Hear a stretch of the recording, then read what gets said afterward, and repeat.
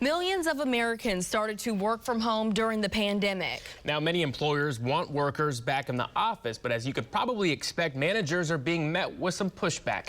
Christian Benavides explains.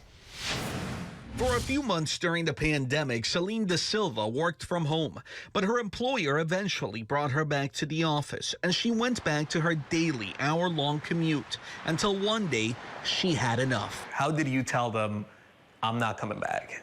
I started by telling them I wanted to be independent. For Da Silva, that meant working remotely. They couldn't offer me that. She's part of a growing number of workers who would rather resign than return to the office.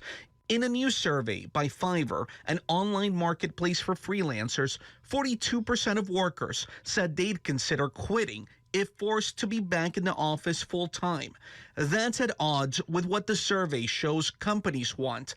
Nearly 70% of large company executives and managers want their employees in the office 5 days a week. Basically, managers want things to go back to 2019. Micha Kaufman is Fiverr's CEO.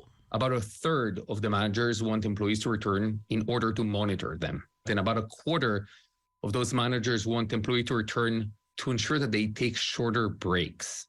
Da Silva now does freelance jobs from home. She's making more money, but working more. For some people, you leave work at the office, but if your office is at home, what does that mean for you?